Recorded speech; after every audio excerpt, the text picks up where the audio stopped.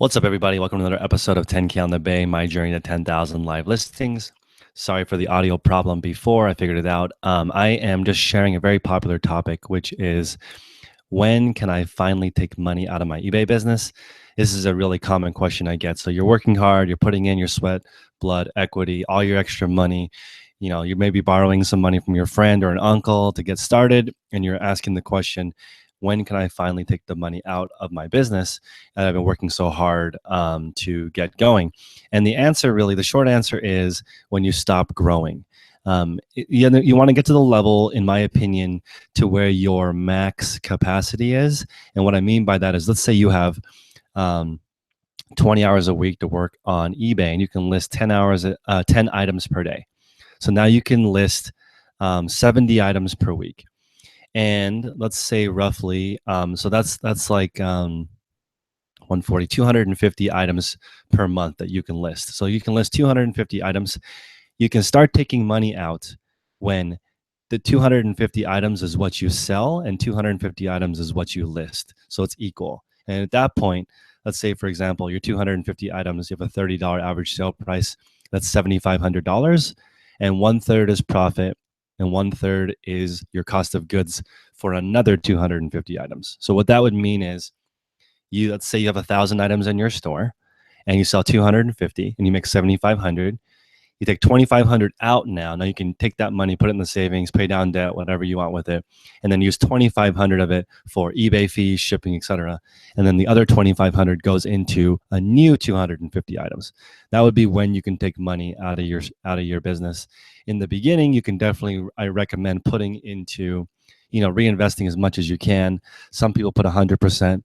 I'm actually over 100%. So I have other income. So I reinvest 100% of my eBay profits. Plus, I add in more money every single month. And I'm at the position where I can just keep feeding the beast and letting it go. However, I will tell you guys, I think there's one major problem with that. And the major problem is I'm not developing the habit of saving a certain percentage. And so I'm going to start implementing this. There was, if you guys remember, I did an interview with a 14-year-old reseller. And her parents told her that she needs to save a certain percentage of her profit. And she asked, like, why should I save a certain percentage of it? My profit's only like $5. And like, well, and their parents said, you want to get into the habit of saving a certain percentage. So for her, even though if she makes $1, she saves 5 cents of it and goes into a savings account. And she's developing that habit at age 14. And I think that's awesome because her parents said, no matter how much you make, if you have a certain percentage of it coming out, that's going in the savings. You're developing that habit. Too many entrepreneurs never take any money out and they get stuck. And so there's a book that I like. It's called Profit First. And I think Dwight Norris is referring to it in the chat. And it's a very, very good book that I like, where basically he has multiple bank accounts, as confusing as that sounds. The money comes in as revenue. There's a tax account, and the tax money goes into that account. There's a savings account that goes into that account. And no matter how much or how little you make, it's already coming out and spread out, so you get used to it. And that's like the story that Tony Robbins always talks about, where there's that UPS guy that retired with like millions of dollars because his friend set up his income account to automatically withdraw into an investment account. And so it was like money he never even knew about, and just kept compounding and being consistent and growing. I think that's really, really cool. So let's say, as an example, you want to make $50,000 a year. And this is a really popular goal. People want to make $1,000 per week.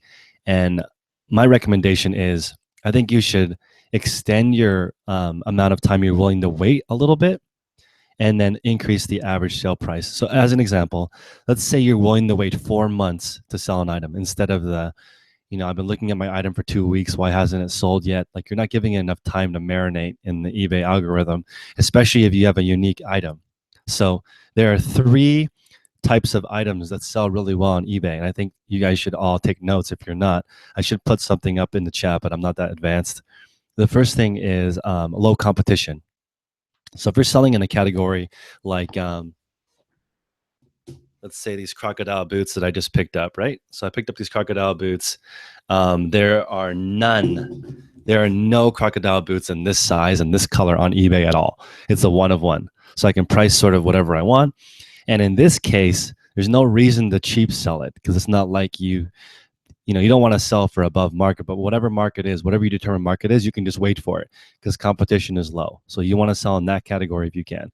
The other category is cheap. So if you're selling something for below market, it'll probably sell. And this is a huge thing that you guys can do to take advantage of the trends. So for example, if this microphone selling for 45 bucks on Amazon and you have it on eBay for 20, you're probably going to sell it. So cheap always sells. And then this is why it's really cool to see there's so many people, especially my mastermind, that live in areas that are not, they can't source. They're like, oh, I can never find, people say they can't find anything where they live. Well, these people have accepted that they're never going to find anything where they live, and they source 100% on eBay, to reflip on eBay, believe it or not. There's a person in my group that spends $500 a day on eBay with the basic plan of doubling their money. So imagine that. You're sitting at home in your underwear, shopping all day, looking for items that you can double your money on. And if you spend 500 bucks a day, essentially you're making $500 a day. Now, of course, it depends on sell-through rate, but it's great because your item is going to come. Somebody's already looked through it. If somebody mislists it, I mean, this is not a tactic that I recommend doing, but some people do this. They look for people who misrepresent items, and a common one is vintage.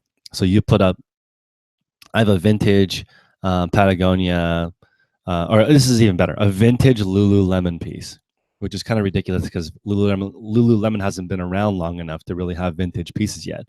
And then when you get it, you can tell the buyer, hey, I'm sorry, this item is not vintage. I'd like to ship it back because you misled me in the title. And according to eBay's policy, the seller would have to accept a return, but more likely they may say, hey, how about a discount, or how about you just keep the item and you don't send it back to me, or whatever. And there's people that are sourcing hundreds of dollars of stuff on eBay for super, super cheap because they're buying misrepresented items, broken items, or items that are priced too cheap. And another example would be these boots. There's somebody selling a similar pair of these boots for 39 bucks, which doesn't make sense because there's literally not any other boots that are under 100, right? So I could probably offer this person 25 bucks shipped and get these boots and sell them for over 100 and not even have to leave my house. So that would just be an opportunity if you want to source only at home in the low competition area.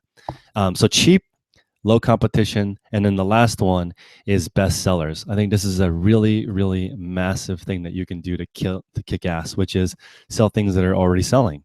So for example, if you want to sell fingerlings and you get in your car and you stock it with 100 turkey sandwiches in a cooler, and you drive to every single state in the country and you list it as a replenishable, and you have some polymailers in the back of your car and your Dymo printer plugged into your cigarette lighter thing, that means you could literally, they're going to sell by the time you get to the next store because they're so hot, right? But the margins might be low.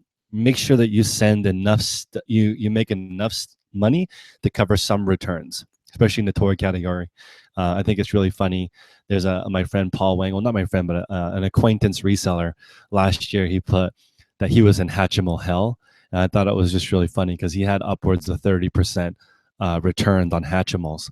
So remember, in order to justify that, you've got to add, you've got to sell enough of them to make up for returns. Returns are going to happen.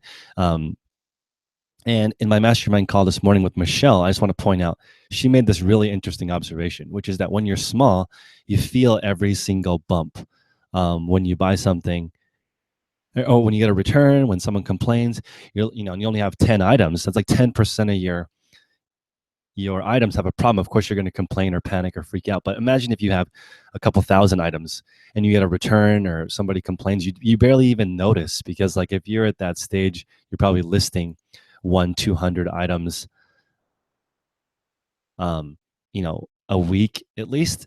And if you have 1 or 2 defects, it's not going to affect, you're not going to have time to worry about defects in your store, just because you're spending so much of your time listing and really crushing. I also want to point out that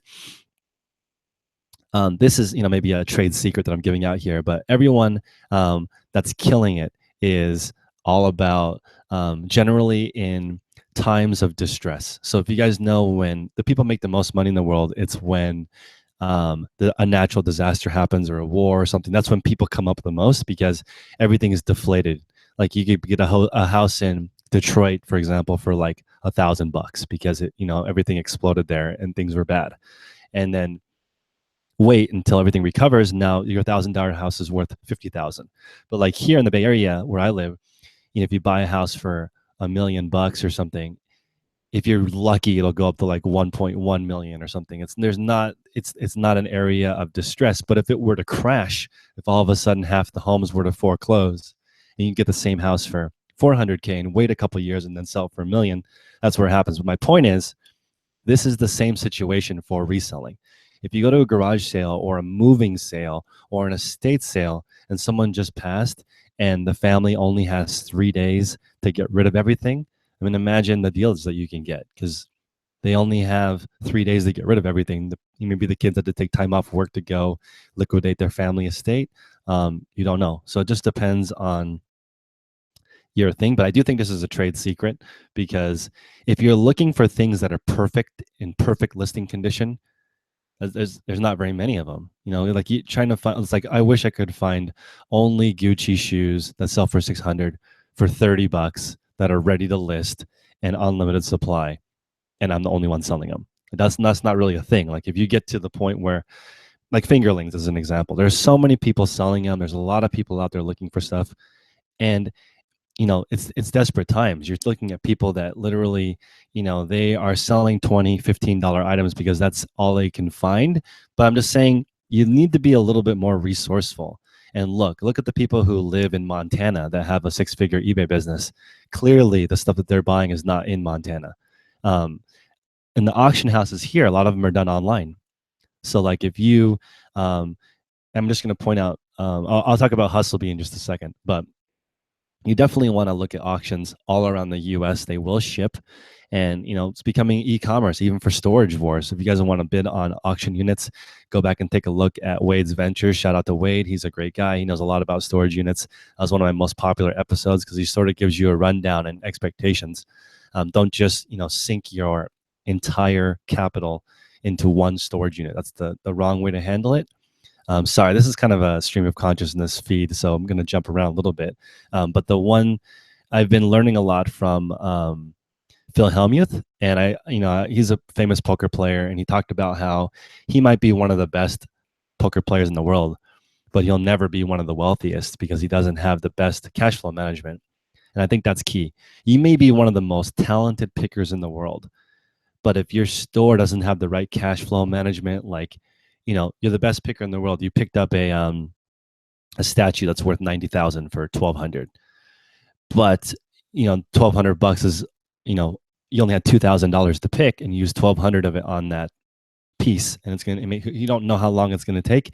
You may have a cash flow problem, and then you may discount it to 2,000 to get your money back, and that's trouble. So Phil Hellmuth was talking about the fact that he only invests 1% of his bankroll or the money he has for gambling into one tournament. And I consider it identical to reselling. Like you don't want to sink a huge amount of your capital into one thing. It's pretty risky. You could do something like there's a little bit of a hack when it comes to this. So shout out to Hustler Hacks Glenn and the Hustlebee Ken. They're doing a lot of retail Nike arbitrage and looking for the higher end stuff that is a great profit, which is sort of the opposite of the people who are doing the Amazon flip with Nike. The people who are ungated are selling more quantity items. And so, you'll see Amazon sellers leave the store with 600 pairs, 1,000 pairs, and you'll see Hustlebee leave the store with 5 pairs, right? Totally different models, but it's a little bit less risky because you are able to return the item if they don't sell. Now, you don't want to be that guy that's returning items that don't sell. That's not the right way to do it, in my opinion, because you're going to get a reputation as a person that returns stuff, and they're not going to hook you up. And you need a hookup to be able to get 1,000 pairs, to be honest.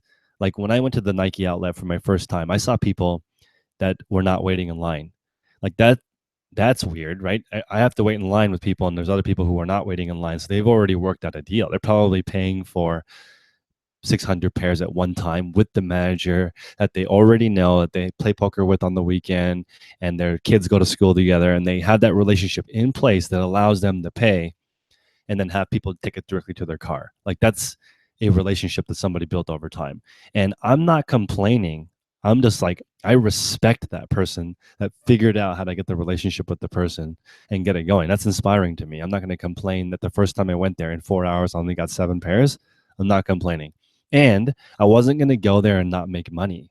So, like, my time is valuable. When I was there, I was going to figure out a way. And we have the largest Nike clearance store in the country in San Leandro in California. I believe it's the largest one in the country. There's like literally thousands and thousands of shoes sold there every single day. It's impossible to go there and not find some profitable items. But you need to level up. You need to surround yourself with community. And I think that's super, super key. As an example, I actually know Hustlebee. I've met Glenn and Ken in person, right? So I know them. I have both their phone numbers. I can text them. I can ask them.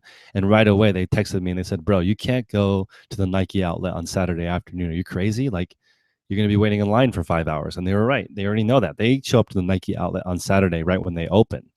They do not show up in the middle of the day. They're like there to they want to make money, so they get there when it's not super, super crowded.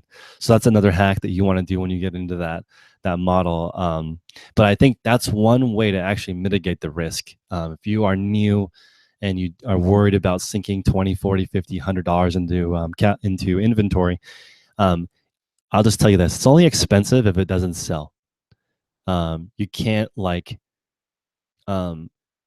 people I think that buy items that are selling really fast, I think they're less risky than spending $1 to sell something for 12 that's not popular.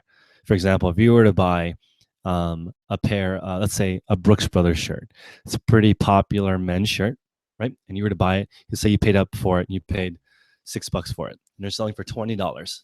I consider that more risky than Nike. First of all, you can't return really a used Brooks Brothers shirt, and there's probably 2,000 other people selling the same shirt for 12 shipped. Even though 20 might be the market, there's still people undercutting you.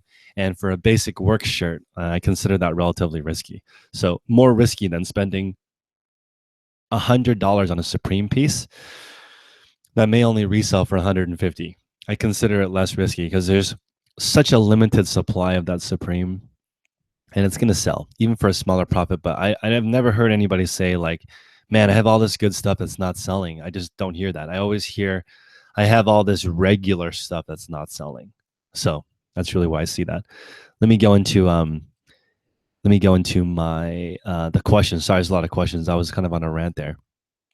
So Mrs. Halfapino says they do what Ken does on a smaller scale, and they've made friends with some employees, and it helps greatly. Of course, I mean, if you know the manager, it's definitely going to help because they're going to hook you up, and people like them. So whether that be people from the same race hooking up people from the same race, whether that's people in the LGBT community hooking up other LGBT people, this is just the truth. You want to help people like you, and also that applies beyond race to gender. It also applies to personality. Like almost everybody wants to be friends with a winner. Almost nobody wants to be friends with a loser. That's sad because like you need the most friends when you are a loser. So like try to make some friends when you're winning. Try not to make too many enemies because you're going to need them when you fall. And if you are only friends with, this is kind of an interesting thing too. If you're friends with winners when you're succeeding and then you start struggling, they'll help you. But if you're friends with losers and you start struggling, they kick you. This is just experience from my experience. I don't know if you guys have had this experience, but like when I deal with people who are really great and successful and helpful, if I'm something bad happens to me, they're the first people there to help me. But it's the opposite with people who are sort of lower caliber or complaining. I've blocked a lot of people on my channel just for having any type of negative mindset, like because I just feel like that is the wrong juju for my channel. Like I want about like the struggle is good. I think struggle is good. When something bad happens to you, you just want to use that as fuel to make your life better. Let's see. Okay, so there's a lot of questions about accounting. And I'm working on it, guys. It's definitely my struggle. And you guys know I'm trying to hire consultants, if you know people, to help my mastermind group, because right now I'm trying to help 100 people manage their goals, which is very difficult. I mean, it's hard enough to manage my own goals. And my accounting has become it's a work in progress. It gets more and more clear as time goes on. And now I actually bought a little receipt book from Staples so that I can record the exact amount of pieces. Like I know I spent $917 for 800 pieces on Sunday. Like I know that because I wrote it down and I have a receipt book to keep track. And also the $917 that I spent matches the 970 or the amount that I withdrew from the bank and then redeposited it. Because when you're dealing with cash, all the IRS knows is your withdrawals. They can't really tell what else you have, so you want it to match a little bit. Let's see. Flipping Daily offers lunch twice a week for her friend or for friends in San Antonio. When it's raining, I offer rides. See, this is the way to do it. Like you want to take advantage of what you want to do is really help people who are doing well always. And then when you just don't change your attitude when someone's doing. Always offer a lending hand, even if somebody is doing well. Like as an example, I met a really successful business person and I asked, "Is there anything you need help with?" And that's weird to ask someone who's already doing really well. But he was like, "Oh, I appreciate the gesture. I actually don't have anything that I'm working on, but if I do have I need help for the future project in the future, I will reach out to you and maybe we can work together." Instead of saying like, "Hey, can you give me some of your success for free?" It's probably not going to work. Don't do that. Large bargains is asking if I use Terapeak. I do. I pay for Terapeak. It's $144 a year. I'm not sponsored by them, but I think I should be because I love them. As an example, I was looking at men's pants today, not jeans, but specifically pants and slacks. And so there's surprisingly not that much competition in this category for pre-owned slacks. And now that I say this, there's probably going to be a little bit of a bump when people start selling men's slacks. But again, it's a cheap item that people need for work. It's a necessity. So if you get a high quality pair of dress pants for a dude, he's probably going to buy it used to save 75% off of a new pair. So Terapeak is great. It will tell you how many items are for sale in each category, how often they sell, and get this. The average sale price of a used pair of men's pants is $15.29. And the average shipping charged on those items is $5.39. Okay, so what does this tell me? It tells me the average person is charging $9.99 plus shipping for a pair of used men's slacks. And that makes me happy. And it reaffirms this thing that I was thinking where people like to pay 10 plus shipping. As much as we don't like that as resellers because it's not that much of a margin, if you're getting stuff for free or $1 or $2 and selling it for 10 plus shipping, you can build a business from that. And I think that that's important to realize. And I really like it because Terapeak literally was right on the money with what I thought, which is 10 plus shipping. If you want to build a consistent eBay business and you can get stuff for cheap, 10 plus shipping works. That's a way to do it. Brian Ramsey says, get GoDaddy bookkeeping. I have GoDaddy bookkeeping and I use QuickBooks. I actually use both because I'm testing both. I'm a YouTuber. I'm trying to share a bunch of my ideas with you, my experience. GoDaddy bookkeeping is really cool. I think it's $10 a month. I don't know how Brian got it for $9. Maybe he paid for the whole year membership. But that's a great way to do it. S. Hankins is asking about the conversations with tech and sports. So you guys know that I'm trying to befriend probably as many 1% eBay sellers as I can, and Tech and Sports is one. If you guys want to check him out on Instagram, he drops heat all the time with ideas, and he has multiple businesses, and he does about $3,000 a day on eBay, something like that. So he knows what he's talking about. I do hear a lot of people saying, as an example, Cindy, her Instagram name is Amazing Taste Store. It's either Amazing Taste or Amazing Taste Store.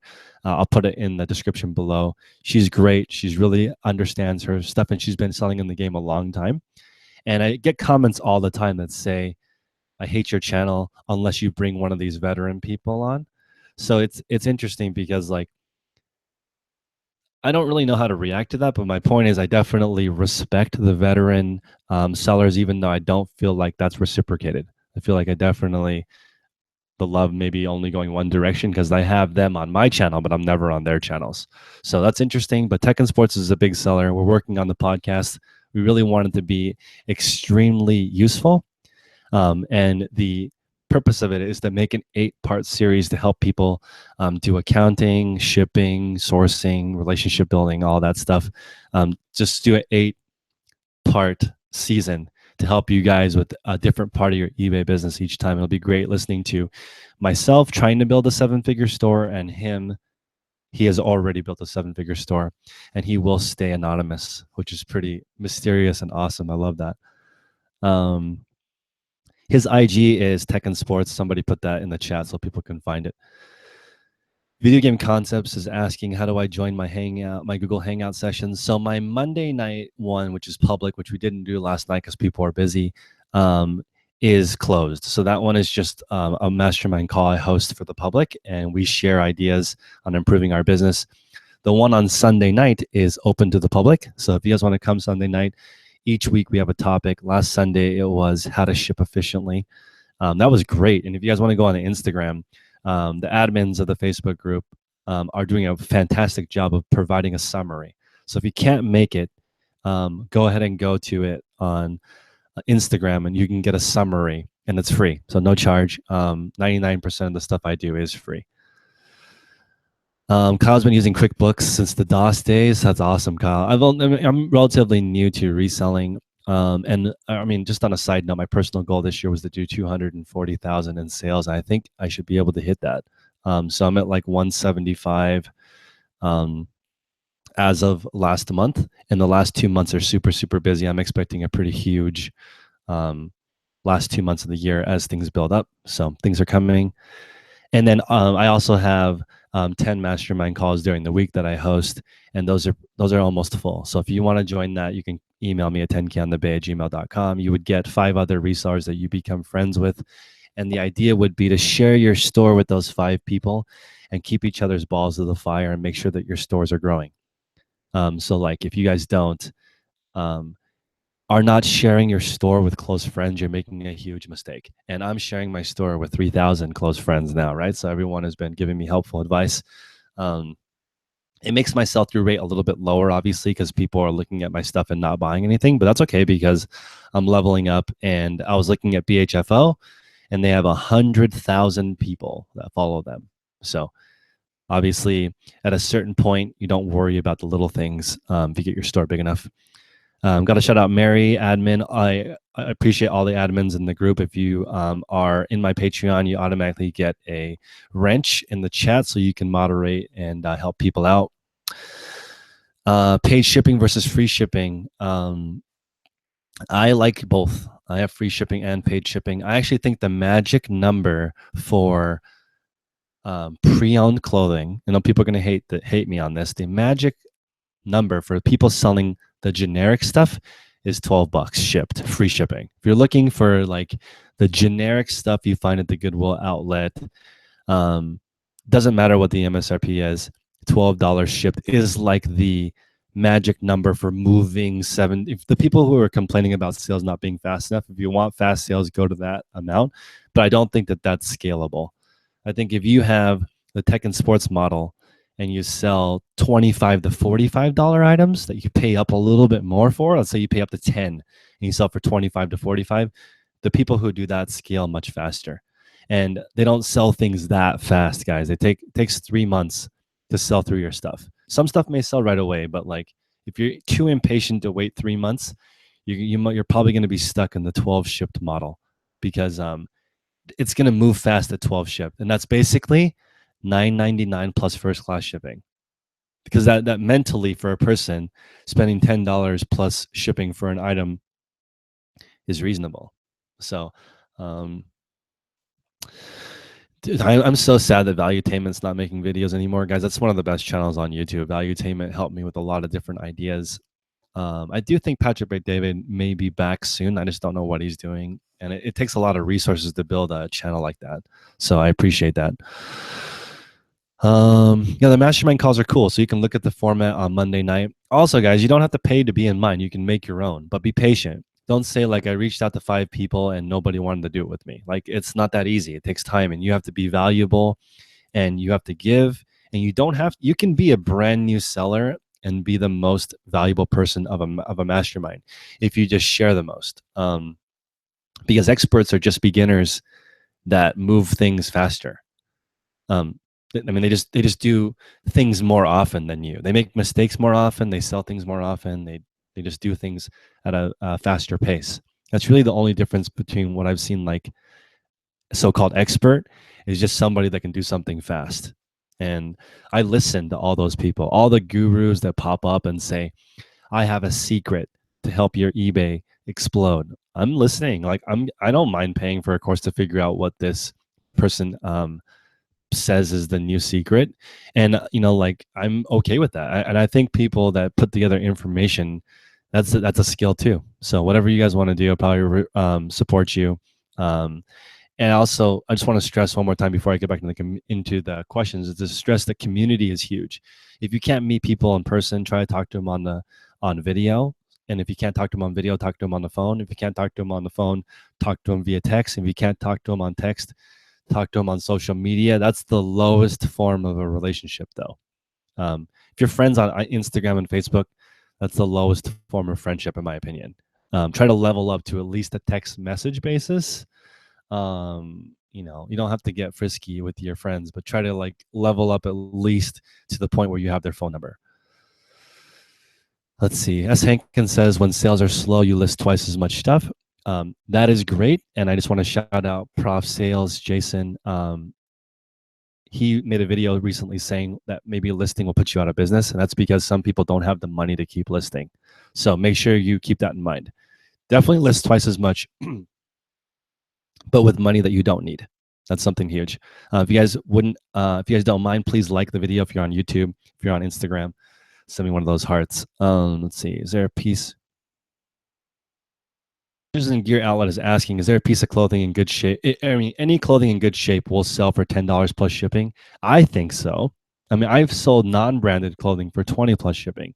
Pattern matters, material matters. You can sell a no brand linen shirt for 20 bucks plus shipping in a reasonable condition. So it depends on quality. You can sell silk shirts for a lot. The brand is becoming less and less important. What's my average cost of goods per month? I know that it's about 6,000. So I spend about 6,000 a month on inventory. Am I a fan of Gary Vee? I am a fan of Gary Vee. I think that I like his concepts of working hard. I do think I do not actually think there's such thing as work-life balance. I think he's sort of the extreme version of that. We need people like Gary Vee and Grant Cardone and all these crazy people who work 24/7, because it reminds me of the guy I know that makes the most money in sales. He makes like 600,000. One of my he's a good friend of mine actually locally. He makes about 600,000 a year, and he works 300 days a year from bell to bell. So in the car business, bell to bell is basically means from open to close. So he works 300 days a year, and oftentimes it's 7 days a week from 6 a.m. to 9 p.m., right? But he takes 65 days off with his family, and he's super rich. Okay, so like if you have unlimited, like he can do anything with his family. He can go to Europe for 2 weeks, and like he doesn't have to worry about money. He can buy whatever he wants whenever he wants. He can take off as much work as he wants, but he works 300 days a year from bell to bell. Like that's the whole freaking day. That's like from waking up, working until you fall asleep 300 times a year. But it gives him the freedom to do anything he wants. So I don't know. I mean, there's the people that say, well, I don't want to work that hard for 300 days. I want to work peacefully for 220 days. I mean, it's up to you. I don't see people who make ridiculous money that don't work a lot. I haven't heard of that yet. What's up, Stephanie? We still need to do a Google Hangout and talk about your store. Let's see here. You haven't listed in a month. You got really incredibly lazy and comfortable. Hey, this is something I think is important to realize. Hope you guys are listening to this point, which I think is very, very critical. A lot of times when you're not listing, it's because your confidence is low. Like your opinion of yourself is really low, so you don't list. Because if you don't think much of yourself, then people who have a low self-worth probably don't list very much. So like I'm actually doing I'm really stressing on keeping my confidence level high. I'm trying to fake like smile for 60 seconds straight right when I wake up so that I can get in the right mood to start listing, because listing is not the most natural thing. Like I think if you were to ask a caveman to list, he would be like, no, I'd rather go hunt and catch, I'd rather go hunt and gather berries than sit in front of a computer. But I think your confidence can take a hit from low sales. So if you have low sales and you're feeling crappy and then you feel like you're not worth much, you're probably not going to list anything. So that's why I'm trying to really limit social media, because social media is depressing. Like we live in an incredibly ridiculous time where literally I'd say half my followers make a living off of people's donations. Like if you just think about how ridiculous that is, we live in such a wealthy area that we can become wealthy selling people's garbage. They're essentially giving it away for free. You can resell that, and there are people that have 100,000 used items in their store, like Phoenix Trading Company, 100,000 pre-owned items. Right? So that person's getting rich off of garbage. So like we live in a ridiculous world right now. Illinois Picker is talking about being burned out and you need a break. I agree with that too. People get burned out. It's easy to talk about successes, guys. It's not as viral to talk about when things aren't going well. And I don't have clickbait titles like that. I don't say like, the sky is falling, eBay hates me. Like that title would get me an insane amount of views. That's just not my style. I don't want to talk about the sky is falling and eBay hates me. I want to just talk about what we can do today to make our store better.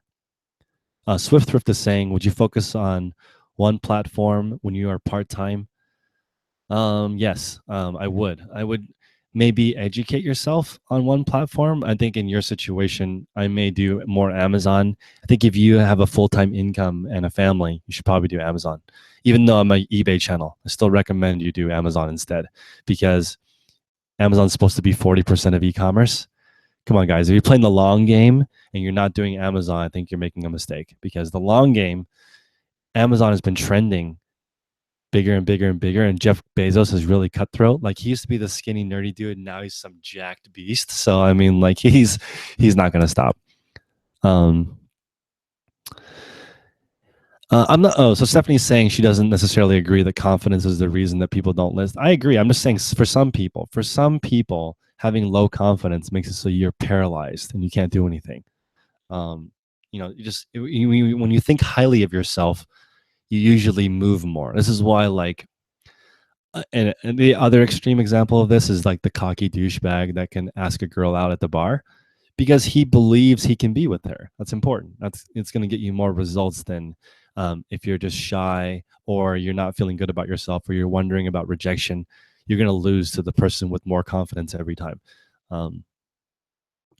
Mood can be affected by complaints, returns, etc. I agree. I think you should not check your email when you wake up. You should wake up, list 10 items, then handle your email. If you open your email and it's like, buyer would like to request a return, and you start your day off with that, you're not setting yourself up for success. Let's see. Yes, your area doesn't have good brands, but you still do okay. Yeah, that's a great point. There are people that live in the middle of the country. Like I said, there's a 6-figure seller I know that lives in Montana. That you do not live in a worse area than Montana as far as thrifting designer goods. You need a formula to list faster. Okay. So this is a hack. I don't know if it would work for you, but it works for me. I like to plan in leisure. Like for example, I have a hard cutoff today at 4 p.m. So I need to get as much shit done in the next 6 hours. Well, I'm going to lose my monetization because I use the S word. But they have 6 hours to get as much stuff done as possible.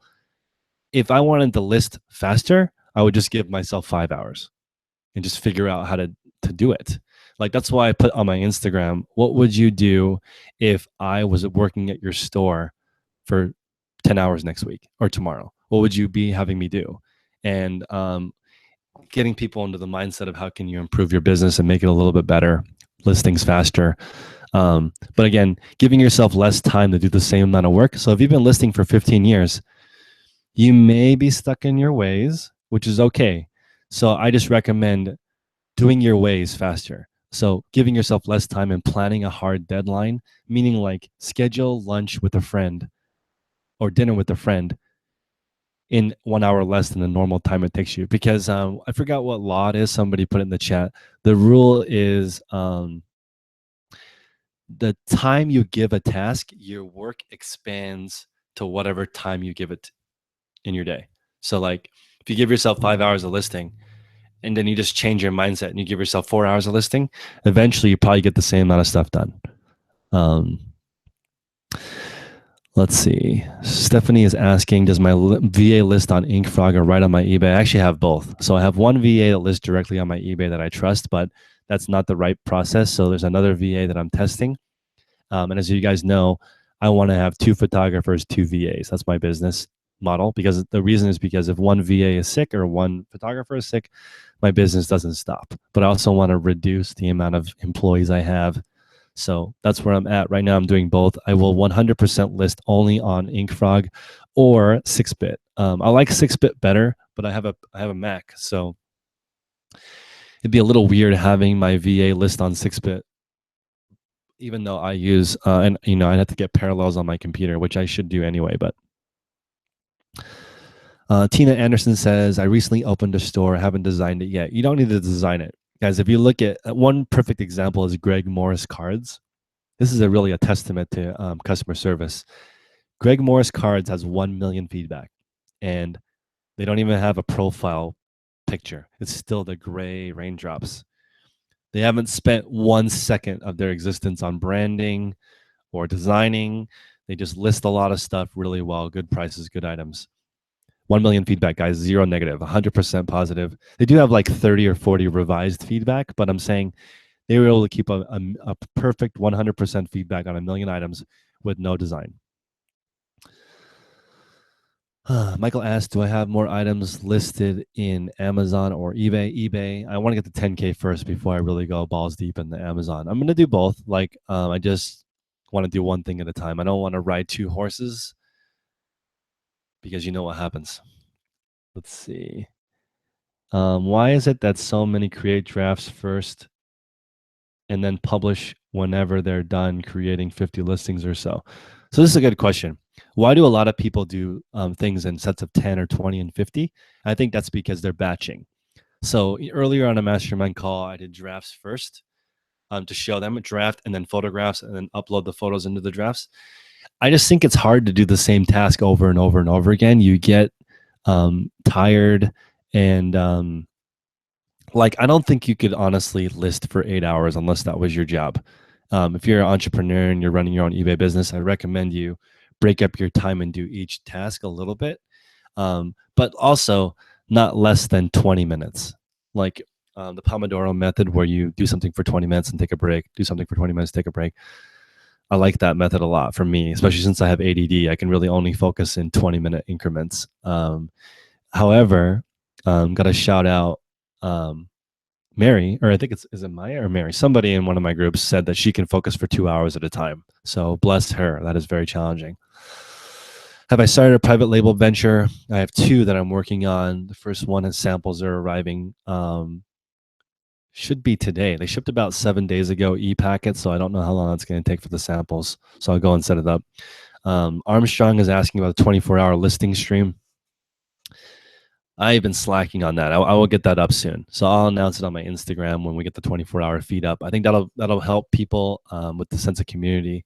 It's not as effective as just listing by yourself, but it's not as effective as listing by yourself, but it may be better than watching Stranger Things. Guys, I really liked the first episode, but I don't have time right now. So what I did was I literally just read the synopsis of all the episodes in 10 minutes. So like I know what happened, but I didn't invest the 10 hours of time it would have taken me to watch season 1 and season 2. I just don't have time right now. So I didn't want to miss out.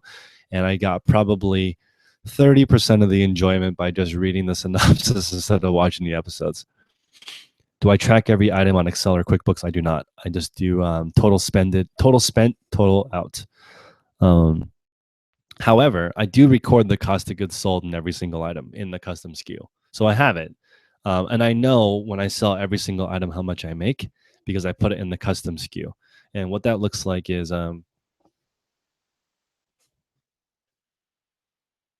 Hold on one second. This is what it looks like. So it says 20 or B9910, B9910. So in my custom SKU, I put B9910 colon 10 if I spent $10 colon 45 because it's week number 45 of the year, and that'll give me an idea of how long I've had it listed. So somebody makes an offer and I see the item is like week 38, then I know I've had it for 7 weeks. Maybe it's time to discount it or get rid of it. It just depends on how long that you've had it. Thank you, Stephanie. On my haircut, I'm trying the like start at half and fade up into one on top.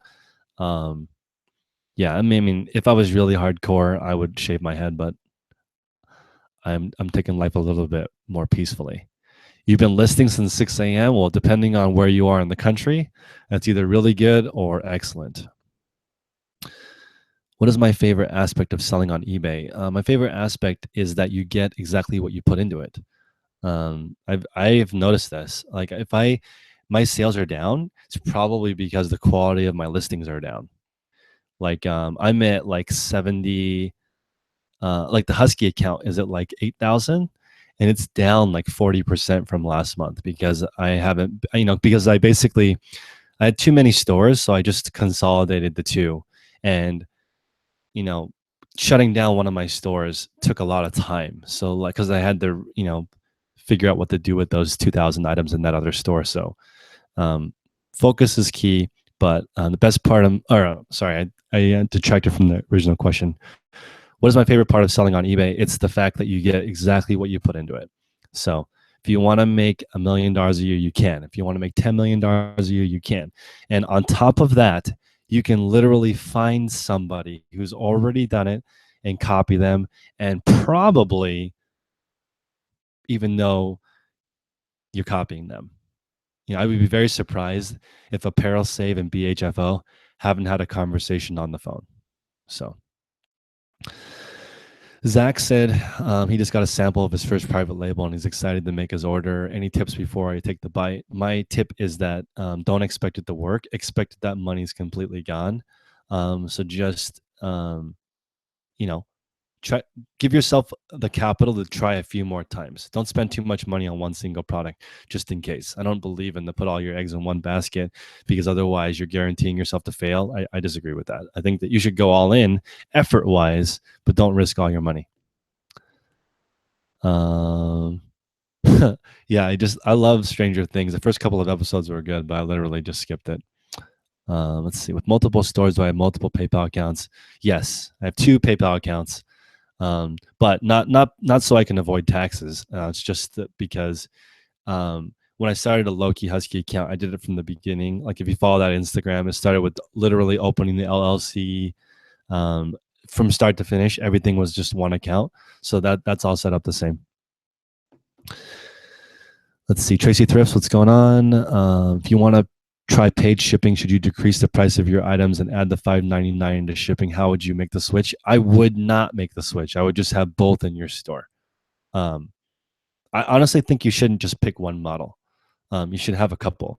Like for example, if you're going to sell some auctions, I don't know very many people that run auctions with free shipping. That's sort of not a thing.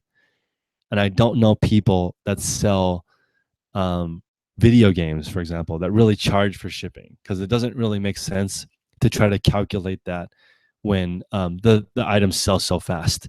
When you're selling things within a week or two, don't spend time figuring out the shipping and all that stuff. Just price it at whatever the market's at and offer free first-class shipping.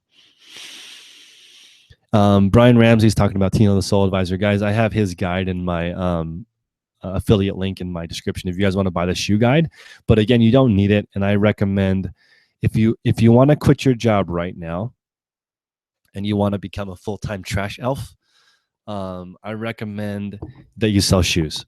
And if you don't have a lot of capital, I recommend you sell used shoes. And if you have a lot of capital, I recommend you sell new shoes. That's it. That's the fastest way to 6 figures. Yep. There's no ifs, ands, and buts around it.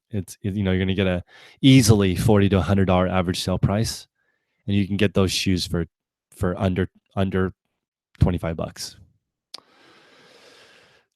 Trash Elf TV. Let's see. Don't avoid taxes. because the IRS is the most advanced bill collector on earth. You don't want to mess with them. I don't like. Oh, actually, new with tax-free shipping is okay. It just depends on your model. I think you should do both, and that's another benefit of selling on two accounts. You can do this. I mean, this is not. This is actually against eBay policy, but people do it, and I actually don't. There's a way to do it that's not violating eBay policy, which is, let's say you get two new with tag jeans, and you have two eBay accounts. One of them you price at $19.99 plus $7.99 shipping.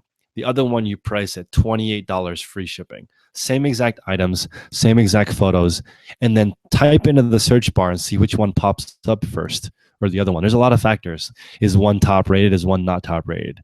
Is one, when did you list it? Is it going to rank higher based on newly listed? Do some experimenting. This is why I like two accounts. There's no reason to have more than one account unless you're having different niches or you want to test stuff like this.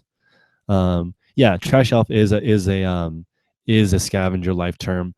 I don't know if they trademarked it, but I really like it. I would buy their Trash Elf T-shirt if they made it. Eric says, "Have I seen any decline in sales lately?" It depends on the trend. Like month over month, I don't see any decline in sales. Every month this year I've made more month every single month the entire year. I haven't had any months that I make less than the other one, although I barely made it this month by $28 on one of my projects. But no, I haven't noticed any overall trend decline. Overall, I have seen declines in certain days, but not overall. And then the other question is, what do you feel about promoted listings? I think promoted listings is eBay's best revenue generator. And the reason why I say that is because I've been contacted from eBay a couple of times and only about promoted listings. And they want to make sure that I'm giving the right information to the resellers out there on promoted listings. That's strange, right? Like none of my other videos they care about, but specifically they care about promoted listings. And I think it's because it makes them money. Usually when people reach out to you, it's because it's usually money related, unless they're like, we really like your show. We want to give you some swag to send out to your audience or something. But that wasn't the case. They just want me to make sure I'm giving the right information on promoted listings. So my opinion is eBay makes a lot of money on promoted listings, and it may become a pay-to-play model, which is what I think. So my opinion is that you may have to pay to play. I have 1% promoted listings on all of them. So 1%, I'm playing the game.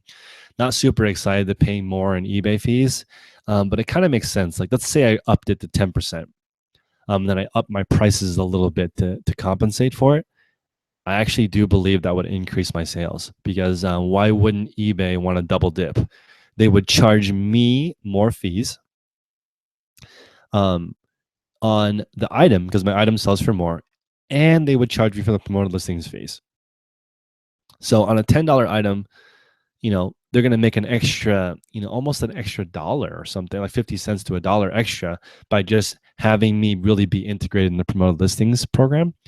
So if I was a business, I would do the same thing. I would be promoting the hell out of the promoted listings. I'd be saying, dude, if you're not selling promoted listings, you should just quit now. If I owned eBay. Let's see. I just don't want to not be in the game. That's why I have 1%. So somebody in the chat is saying, or John's saying, I have capital for new shoes. Should I start at the outlet? Okay, so let me give you an idea of that type of thing. I went to I don't have a capital restriction. I went to to a certain extent. I went to the Nike outlet, and there was about more than 4,000 shoes there. I only found 7 that meet my capital requirement, which is Hustle Bee model, which is buy for $20 with the MSRP of $100 or over. Only found 7 pairs. It's not very many, but I had to look through all of that to find it. Now, if you want to buy for 40 and sell for, if you want to buy for 30 and sell for 70, or buy for 40 and sell for 100, there are so many options. Like, if you go to the Nike outlet, you will find that all day. Type in the item code into the search bar and look. And you can search completed and see what the items are selling for. And you may have to wait until items sell out. Like, for example, if the MSRP is 280 and you buy for 50, and right now they're selling for 70 on eBay, That doesn't mean that's the market. It's just the market right now. If they're $280, try to get a more complete picture. Like, if they sold for over 200 before, are they limited edition? What season is it? If it's the opposite season, somebody may be giving it away, and you might be competing against somebody that only needs a 5% return on their money. So it just depends on who you're competing with. It's not that simple. But if you do have capital, I also recommend, this is a little odd, but I think that you should be into your category. Like, Shazad does a lot of outlet shopping, and he gets into it. He understands the whole brand. Like, I'll give you an example. I would definitely sell Kate Spade. If I was going to enter the outlet game, I would go in there. As an example, there are rain boots that I sold a couple of that retail for like $200. They're $70 at the outlet. I would sell them for $125 plus shipping.